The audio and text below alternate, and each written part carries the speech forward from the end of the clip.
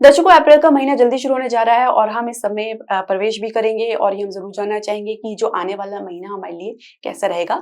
जो भी ग्रह गोचर की स्थिति बनती है, निश्चित तौर से उसका प्रभाव हमारे जीवन में देखने को मिलता है। फिर चाहे वो हमारा स्वास्थ्य हो, हमारा अपना पर्सनल लाइफ हो या प्रोफेशनल लाइफ क्यों ना हो, बिज़नेस क्यों ना हो, प्रेम संबंध क्यों ना हो, इसके अलावा शिक्षा और करियर के लिए किस प्रकार के उतार-चढ़ाव से गुज़रना पड़ता है, इसे भी समझना ज़रूरी है क्योंकि इसको हम ग्रह की एनर्जी के अनुसार से समझ सकते हैं। साथ ही विवाहित दंपत्ति के लिए कैसा रहेगा और कुछ कारगर उपाय भी हम आपको बताते हैं, तो वीडियो के अंत तक आप जरूर बने रहें। हरे कृष्ण दर्शकों, वैदिक एस्ट्रो केंद्र में आपका स्वागत है। मैं ज्योतिष आचार्य पूजा। तो हमारी मासिक राशिफल देश की श्रृंखला में आज हम चर्चा करेंगे हमारी 8वीं राशि वृश्चिक राशि के बारे में। यानी वृश्चिक राशि के जातकों के लिए अप्रैल का महीना कैसा रहेगा। जो ग्रह गोचर की स्थिति बनने जा रही है वो इस प्रकार है, आप इसे समझें और इसमें जो परिवर्तन होगा वो भी हम आपको बताएंगे। तो शुरुआत अगर हम देखें तो पंचम भाव में जो आपके काफी ग्रह जो है गोचर कर रहे हैं, आप देख सकते हैं इसमें शुक्र है, राहु है, बुध है, सूर्य है। तो ये ग्रह आपके पंचम भाव में गोचर कर रहे हैं। बृहस्पति आपके सप्तम भाव में गोचर कर रहे हैं, केतु आपके एकादश भाव में गोचर कर रहे हैं और मंगल आपके अष्टम भाव में गोचर कर रहे हैं। तो इससे इनकी शुरुआत होने जा रही है। अब इसमें कुछ परिवर्तन देखेंगे, जैसे कि मंगल जो है 3 अप्रैल को कर्क राशि में प्रवेश कर जाएंगे, पुनः यहाँ पे आएंगे और क्योंकि ये पहले वक्री हुए थे, फिर पीछे गए थे, फिर अब आगे के अपने उसी राशि में आएंगे और यहाँ पे इनकी स्थिति नीच की होगी।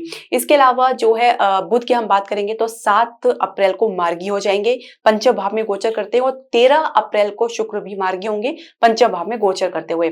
सूर्य 14 मार्च को राशि परिवर्तन करेंगे, ये मेष राशि में यानी आपके छठे भाव में प्रवेश कर जाएंगे। यहाँ पे शुक्र, माफ कीजिए, सूर्य की अवस्था यहाँ पे होगी उच्च की होगी। तो सूर्य जो है 14 अप्रैल को मेष राशि में प्रवेश कर जाएंगे। तो ये कुछ ग्रह गोचर की स्थिति बनने जा रही है। अब इसका क्या प्रभाव आपको अपने जीवन में देखने को मिलेगा, उसकी चर्चा करने से पहले मैं आपसे एक छोटा निवेदन करना चाहूंगी कि आप हमारे चैनल को सब्सक्राइब करें, बेल नोटिफिकेशन जरूर प्रेस करें। इसके अलावा आप हमारे चैनल को लाइक और शेयर जरूर करें। तो स्वास्थ्य की यदि हम बात करें तो देखिए, आपके छठे घर के स्वामी जो है वो मंगल है, आपके लग्नेश भी है। हालांकि वृश्चिक के जो अन्य जो लग्नेश है वो केतु को भी माना जाता है, लेकिन यहाँ पे आपकी जो लग्नेश छठे भाव के भी और आपके लगन भाव के वो के भी अष्टम भाव में गोचर कर रहे हैं। देखिए, दो बात यहाँ पे समझने की है। अष्टम भाव अच्छा भाव नहीं माना जाता है, परंतु यहाँ पे मंगल जो है विपरीत राज्यों का निर्माण कर रहे हैं, क्योंकि यहाँ पे छठे घर के स्वामियों के अष्टम भाव में गोचर कर रहे हैं। तो स्थिति कितनी भी विकट क्यों ना हो, कितनी भी आपके लिए जो कह सकते हैं नकारात्मक क्यों ना हो, आपको इसमें कुछ परिवर्तन जरूर देखने को मिलेगा। यानी आप किसी भी प्रकार की आप प्रॉब्लम में घिरे हैं तो उससे आप बाहर भी जरूर निकलेंगे। तो कह सकते हैं कि एक प्रकार से आपकी विजय निश्चित है, लेकिन विजय तब निश्चित होगी जब आप अपने भीतर अपनी सकारात्मकता को बनाए रखेंगे। शुरुआत में यदि हताश निराश हो जाएंगे तो आगे आप अपनी लड़ाई को कैसे लड़ पाएंगे। तो इस प्रकार अगर आप समझे तो अपने भीतर आपको पॉजिटिविटी रखनी ही होगी यदि आप चाहते हैं कि आप हर प्रकार से विजयी होकर निकले, चाहे वो आपका स्वास्थ्य क्यों ना हो। परिवार के साथ कुछ खटपट या कुछ कह सकते हैं कि अशांति देखी जा सकती है, किसी बात को लेके वाद विवाद भी देखा जा सकता है। कुछ बड़ा परिवर्तन आपको देखने को मिल सकता है जो कुछ शुरुआत में उसको स्वीकार करना आपके लिए थोड़ा सा असहज रह सकता है। इसके अलावा अगर हम बात करें तो जो मंगल की दृष्टि आपके द्वितीय भाव में पड़ेगी, आपकी द्वितीय भाव में पड़ रही है, तो वाणी थोड़ी अनियंत्रित हो सकती है। आसपास के लोगों के साथ आपके रिलेशनशिप में कुछ गिरावट देखने को मिल सकती है। छोटी भाई बहन के साथ भी रिलेशनशिप में गिरावट देखी जा सकती है। क्रोध की अधिकता देखी जा सकती है, तो इसमें आपको थोड़ा सा सावधानी बरतनी है। यहाँ पे चतुर्थ घर के स्वामी जो शनि है पंचम भाव में गोचर कर, यहाँ पे जो शुक्र है, राहु है, बुध है, सूर्य है और इनके साथ रहकर कहीं ना कहीं एक जो है एक श्रापित योग भी बन रहा है और एक आपका ग्रहण योग भी बन रहा है सूर्य और राहु के साथ होने की वजह से। तो कहीं ना कहीं हृदय का मरीज थोड़ा सा असहज रह सकते हैं, कुछ गलत निर्णय की वजह से भी कुछ नुकसान उठाना पड़ सकता है और पाचन में भी काफी ज्यादा दिक्कतों का सामना करना पड़ सकता है। खान पान में उचित आपको सावधानी बरतनी है, कहीं पर भी कोई भी एक्सपेरिमेंट या कुछ भी गलत खान पान आपके लिए नुकसानदायक साबित हो सकता है। तो बहुत ही सोच समझ के आपको रहना है, सावधानी पूर्वक रहना है और बाहर का भोजन बिल्कुल ही अवॉइड करें तो बेहतर है। ये जो इसका प्रभाव है थोड़ा लंबे समय तक आपको देखने को मिल सकता है। हालांकि मध्य अप्रैल के बाद जैसे ही सूर्य आपके छठे भाव में प्रवेश कर जाएंगे, सूर्य आपके दशम भाव के स्वामी भी है, तो यहाँ पे छठे भाव में प्रवेश करते ही कुछ ना कुछ आपको अपने पाचन से रिलेटेड प्रॉब्लम या कुछ हड्डियों से रिलेटेड प्रॉब्लम आपको देखने को मिलेगी और कुछ आपको पित्त की समस्या भी देखने को मिल सकती है, तो जिसकी वजह से भी आप कुछ असहज महसूस कर सकते हैं। थोड़ा सा आपको खान पान में जैसे मैंने बताया है उचित सावधानी बरतनी है, सात्विक भोजन आपको लेना है। और कुल मिला के यदि हम स्वास्थ्य की दृष्टि से देखें तो जैसे मैंने बताया कि थोड़ा सा आपके लिए कष्टकारी रह सकता है, लेकिन आप अपनी हिम्मत बनाए रखेंगे तो आप इसे भी बाहर निकलेंगे। तो हिम्मत आप ना हारें। ऐसे कुछ बड़ा हम अवरोध या कुछ रुकावट नहीं देख रहे हैं, लेकिन फिर भी आपको सावधान रहना है। तो ये हमारा कर्तव्य है कि आपको हम सचेत करें। साथ ही मेडिटेशन आपको ज़रूर करना है, ध्यान आपको ज़रूर करना है यदि आप चाहते हैं कि लाइफ में आपकी स्ट्रेस दूर रहे और आपके भीतर जो भी जिस प्रकार की कोई भी एंग्जायटी बनी हुई है उससे भी आपको छुटकारा देखने को मिले, तो मेडिटेशन आपको ज़रूर करना है। शिक्षा करियर के लिए कैसा रहेगा उसको हम समझते हैं। पंचम भाव में कह सकते हैं कि 5 ग्रहों का जमावड़ा और उस पर केतु की दृष्टि एकादश भाव से, तो कहीं न कहीं कन्फ्यूजन की स्थिति को बहुत ज़्यादा ये आपके जीवन में उत्पन्न कर सकता है। सब्जेक्ट को लेकर, किसी विषय को लेकर एक दुविधा का सामना करना पड़ सकता है। कोई डिसीजन गलत हो सकते हैं और बार-बार उस पर आपको विचार करना पड़ सकता है, या कई बार आपको विचार करने के बावजूद भी कोई सही रास्ता मिलता हुआ नज़र नहीं आएगा। तो ये दुविधा, ये कन्फ्यूजन आपको लगातार देखने को मिल सकती है और जिसकी वजह से आपको काफ़ी ज़्यादा कह सकते हैं कि दिक्कतों का सामना करना पड़ सकता है। तो कहीं न कहीं आप अपने निर्णय से भी पीछे हट सकते हैं या निर्णय लेने के बाद भी कुछ पछतावा आपके भीतर देखा जा सकता है। तो ये कुछ आपको अपने भीतर लेकर चलना होगा। इसके अलावा अगर आप लाभ के लिए अपेक्षा रख रहे हैं, बहुत ज़्यादा प्रयास कर रहे हैं, तो थोड़ा-सा आपको संतुष्टि धारण करनी होगी कि एकादश भाव में जो लाभ का घर है उसमें केतु गोचर कर रहे हैं, तो कहीं न कहीं संतुष्टि की कमी देखी जा सकती है। अपेक्षा अनुसार लाभ नहीं मिल पाएगा। कॉम्पिटिशन में आपको अच्छी सफलता कुछ असफलताओं के बाद ही देखने को मिल सकती है। हालांकि मध्य अप्रैल के बाद आपके आत्मविश्वास में वृद्धि देखने को मिलेगी।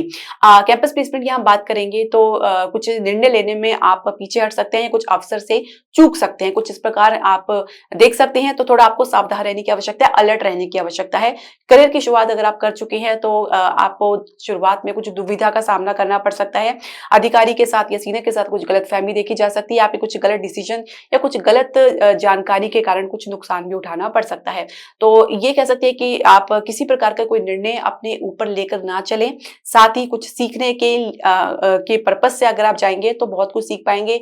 यदि आप ये सोचेंगे कि आपको पहले से सब कुछ आता है तो आप कहीं न कहीं अटक सकते हैं, किसी समस्या में पड़ सकते हैं। तो एक प्रकार से धैर्य आपको धारण करना है और पूरी तरह की सावधानी बरतनी है अपने कार्य को लेकर, अपनी शिक्षा को, अपने करियर को लेकर। कहीं न कहीं आप इससे आप कोई भी आप लापरवाही ना करें तो बेहतर रहेगा, क्योंकि दूरगामी परिणाम आपको फिर देखने को मिल सकता है, क्योंकि कहीं न कहीं ये रुकावट का भी एक अंदेशा दे रहा है, कुछ नुकसान भी आपको देखने को मिल सकता है। तो इस प्रकार से हम कह सकते हैं कि थोड़ा सावधानी आपको बरतनी है। जल्दबाजी में आपको कोई निर्णय नहीं लेना है, क्योंकि गलत निर्णय के कारण ही आप किसी गलत समस्या में फँस सकते हैं। तो इस प्रकार से आप थोड़ा सावधानी बरतें। अब पहले से जो नौकरी पेशा लोग हैं उनके लिए कैसा रहेगा अप्रैल का महीना? दशम भाव के स्वामी जो है सूर्य आपके पंचम भाव में बुध के साथ, राहु के साथ, शुक्र के साथ, शनि के साथ गोचर करें। काफ़ी ज़्यादा विरोधाभास आपको अपने कलीग के साथ, ये कह सकते हैं, या अपने अधिकारी सीनियर के साथ एक प्रकार से आपको देखने को मिल सकता है। तो एक प्रकार से एक सामंजस्य की कमी आप लोगों के बीच में देखने को मिल सकती है। गलतफहमी काफ़ी देखी जा सकती है। बुध वक्री अवस्था में, हालांकि बुध 7 अप्रैल को मार्गी होंगे, शुक्र भी वक्री अवस्था से बाहर निकलेंगे, तो ये सब कुछ लंबा समय तक आपको देखने को मिल सकता है और आप देख भी रहे होंगे, क्योंकि द्वादश भाव के स्वामी शुक्र आपके पंचम भाव में गोचर करें। नुकसान आपको जरूर देखने को मिल सकते हैं। आपकी दी हुई सलाह या कुछ आइडियाज जो है फेल हो सकते हैं या कारगर साबित नहीं हो पाएंगे, और जिसकी वजह से कुछ गलतफहमी सीनियर के साथ या कलीग के साथ या अपने को वर्कर के साथ देखने को मिल सकती है, जिसकी वजह से भी कुछ समस्याएं आपके जीवन में लगातार बनी रह सकती है। धीरे धीरे आप इससे बाहर निकलेंगे। जैसे कि 7 अप्रैल को जो है बुध मार्गी होंगे, उसके बाद जो शुक्र जो है 13 अप्रैल को मार्गी होंगे, सूर्य जो ग्रहण योग से मुक्त होंगे वो 14 अप्रैल को होंगे, आपके छठे भाव में प्रवेश करेंगे, तब जाके धीरे स्थिति आपको सुधरती हुई नजर आएगी। लेकिन फिर भी आप कोई भी निर्णय लेने से पहले कई बार आप सोचें, उसका परिणाम सोच कर चलें, साथ ही किसी की सलाह को लेकर चलें तो भी आपको सोच विचार करना होगा। आप अपने किसी भी कोवर्कर के साथ या किसी भी कलीग के साथ एक ट्रांसपेरेंसी को रखें, अपनी बात में स्पष्टता बनाए रखें, क्योंकि गलतफहमी की वजह से काफी बात बिगड़ सकती है और विवाद काफी बढ़ सकता है। तो इसमें आपको सावधानी बरतनी है। इसके अलावा बृहस्पति क्योंकि आपके सप्तम भाव में गोचर करे, तो इनकी दृष्टि पूर्ण जो है आपके लगन भाव में पड़ रही है। आप कह सकते हैं कि सहज भाव में रहेंगे। कहीं ना कहीं से आपको एक प्रकार से कह सकते हैं कि सहायता मिल सकती है, किसी की एक डिवाइन हेल्प जिसे कह सकते हैं, किसी की सलाह या परामर्श आपको मिल सकती है। तो आप घबराए नहीं। स्थिति यदि आपके जीवन में उलट पुलट चल रही है या कुछ विपरीत चल रही है, तो इससे आपको छुटकारा भी देखने को मिलेगा। तो आप अपनी किसी भी प्रकार की जो परिस्थिति है उससे आप बाहर जरूर निकलेंगे। तो इसके अलावा आप प्रमोशन या जो आप कह सकते हैं कि ग्रोथ के लिए अगर आप कुछ अपेक्षा रख रहे हैं इस महीने में, तो थोड़ा-सा आपको कह सकते हैं कि समय लगेगा। अपेक्षा अनुसार परिणाम तो देखने को नहीं मिल पाएगा और जो आपको परिणाम देखने को मिलेगा तो उसमें भी आपको संतुष्टि देखने को नहीं मिल पाएगी। तो केतु की वजह से कहीं न कहीं एक डिटैचमेंट की आपको भावना आपके भीतर आ सकती है काम को लेकर, अपने कार्यक्षेत्र को लेकर या परिणाम को लेकर।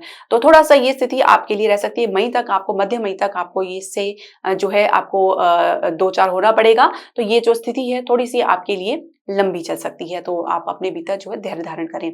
इसके अलावा अगर हम समझें तो बिज़नेस या व्यवसाय के लिए किस प्रकार से रहेगा अप्रैल का महीना आप लोगों के लिए। सप्तम भाव में बृहस्पति गोचर करें, एक ठहराव तो आपको दे रहा है, एक विस्तार के लिए एक अनुकूल परिस्थिति का निर्माण ज़रूर कर रहा है क्योंकि बृहस्पति यहाँ पे बैठकर एक सहजता आपके काम में लेकर आते हैं, परंतु सप्तम भाव के स्वामी शुक्र आपके पंचम भाव में गोचर कर रहे हैं। कोई गलत निर्णय की वजह से नुकसान उठाना पड़ सकता है क्योंकि सप्तम भाव के स्वामी आपके द्वादश भाव के स्वामी भी है। पंचम भाव आपकी निर्णय लेने की क्षमता, आपकी स्पेकुलेशन या आपकी स्किल पावर को भी दर्शाता है। तो कहीं ना कहीं कुछ निर्णय गलत साबित हो सकता है जिसकी वजह से नुकसान उठाना पड़ सकता है। तो सोच समझ के निर्णय लें। कुछ महत्वपूर्ण निर्णय है तो आगे के लिए टाल सकते हैं, खासकर जब तक कि बुध और शुक्र वक्री अवस्था में है। मध्य अप्रैल के बाद यदि कुछ समय लेकर कुछ आप निर्णय लें तो ज्यादा बेहतर रहेगा। उससे पहले हो सके तो टालने का प्रयास करें। कोई महत्वपूर्ण डॉक्यूमेंट साइन करें तो वो भी आप मध्य अप्रैल के बाद ही करें तो ज्यादा बेहतर रहेगा।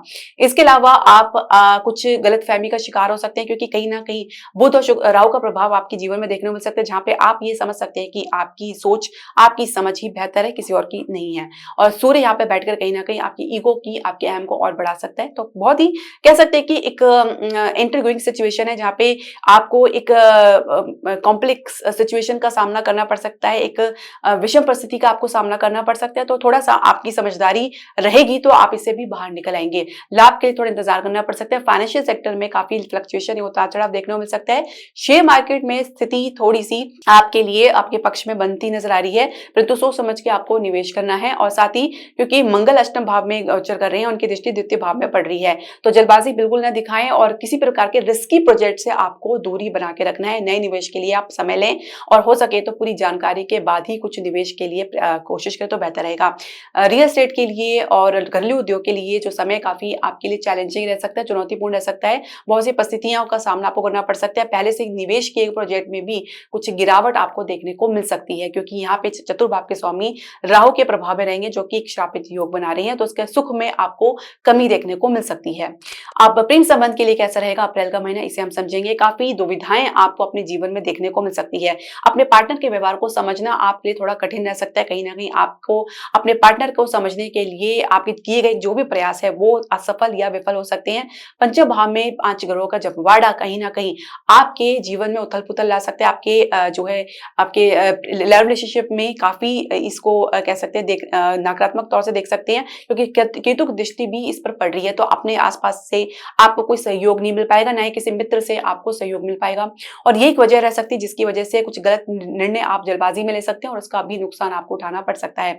विवाह की चर्चा तो चल रही है लेकिन कहीं ना कहीं आपके पार्टनर के भीतर दिलचस्पी की कमी देखी जा सकती है या कहीं ना कहीं से किसी कंफ्यूजन का वो शिकार हो सकते हैं। कंफ्यूजन इस प्रकार का भी हो सकता है, भविष्य को लेकर कोई चिंता उनके भीतर देखी जा सकती है या निर्णय लेने में कहीं ना कहीं वो एक स्टक महसूस कर सकते हैं, दो ऑप्शन के बीच में फंस सकते हैं। तो ये आपको समस्या आपको देखने को मिल सकती है। एक प्रकार से एक अलाइनमेंट आपको अपने पार्टनर के बीच देखने को की कमी आपको देखने को मिल सकती है और जिसकी वजह से एक सही निर्णय पे पहुंचना आप दोनों के लिए थोड़ा सा डिफिकल्ट रह सकता है।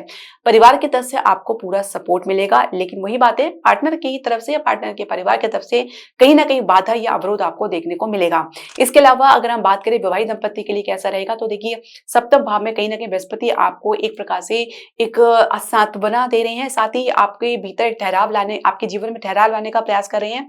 पंचम भाव में बैठे हुए सप्तमेश कहीं ना कहीं बाधा उत्पन्न कर रहे हैं आपके निर्णय को लेकर या आप किसी के आसपास के लोगों के प्रभाव में आकर कहीं ना कहीं कुछ गलत आप स्टेप ले सकते हैं, तो इससे आपको बचना होगा। तो कहीं ना कहीं एक ये जिम्मेदारी आपको अपने जीवन में लेकर चलनी है। आपको ना सिर्फ अपने जीवन साथी की भी जिम्मेदारी को आपने बखूबी तरीके से निभाना है क्योंकि कहीं ना कहीं आप लोग बीच में एक डोर बंधी हुई है, एक समझदारी बंधी हुई है, एक मैच्योरिटी देखी जा सकती है जो किसी भी प्रकार की विपरीत परिस्थिति से आपको बाहर निकलने में कारगर साबित होगी, मददगार साबित होगी। तो थोड़ा सा अगर आसपास का माहौल आपके जीवन में कुछ बाधा उत्पन्न कर रहा है तो आप दोनों आपस में अगर समझदारी से काम करेंगे तो निश्चित तौर से आप इससे बाहर भी निकलेंगे।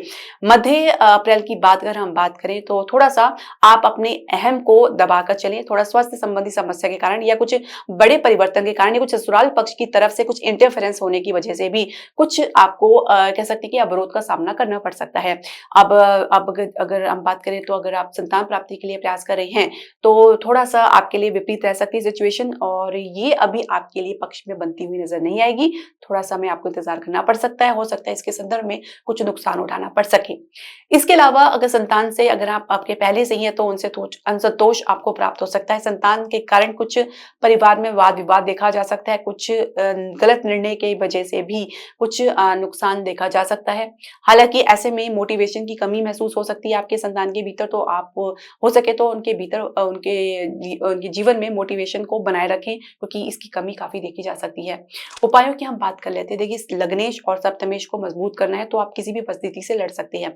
लग्नेश के लिए आप मंगल का उपाय जरूर करें, हो सके तो आप मंगलवार वाले दिन हनुमान जी के दर्शन अवश्य करें, हनुमान चालीसा का नित्य पाठ करें, लाल वस्तु का दान कर सकते हैं, साथ ही बंदरों को चना और गुड़ आप खिला सकते हैं। इसके अलावा सप्तमेश के लिए आपको शुक्र का उपाय करना है, क्योंकि आपके आपके वैवाहिक जीवन के लिए, आपके बिजनेस के लिए भी बहुत जरूरी है, रिलेशनशिप के लिए बहुत जरूरी है। और आपके सप्तमेश द्वादश भाव के स्वामी भी है यहाँ पे वक्री अवस्था में, साथ ही राहु के साथ इनका संबंध और सूर्य के साथ संबंध देखा गया है। अहम को आप जितना दूर रखें उतना अच्छा रहेगा।